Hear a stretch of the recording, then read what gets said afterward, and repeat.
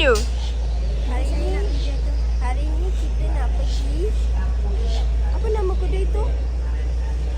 Bandar Vintage Gateway. Kita nak pergi vintage bandar. Jom. Kenapa kena beratur? Sebab kat dalam tu ramai. Kita kena beratur. So ramai. Ida okey? Ida dah tak ada mood. My blood sugar is crushing. Darah rendah. Demi Owiso. Owiso di sana.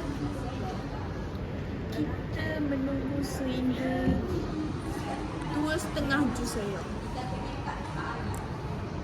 Cakap Korea pula.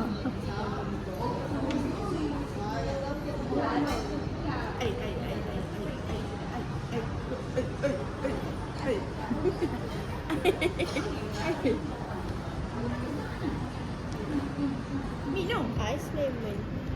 Where is the ice? Tapi ais tak ada. Lemon je. Minum. Tadi Minum. apa lemon? Ini adalah tangkapan kami pada hari ini.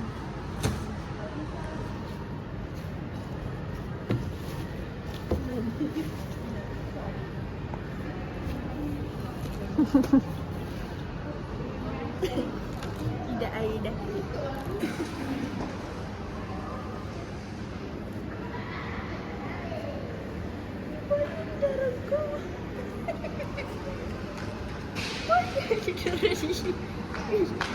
Apa sih apa dia? Member relax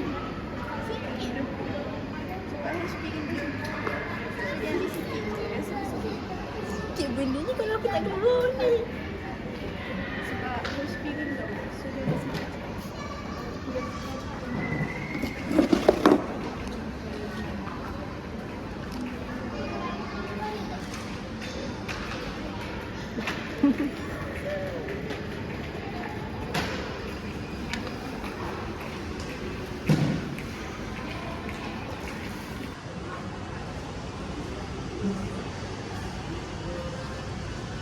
cuti saya boleh tidur dah.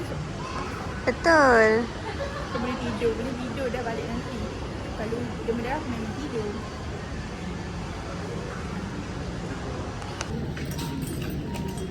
Thank you korang. Semoga rezeki korang.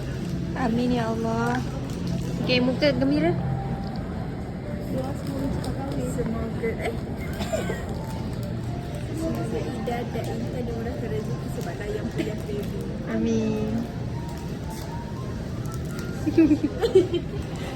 Budak ni dengan face yang kita tak. You daripada pagi tadi.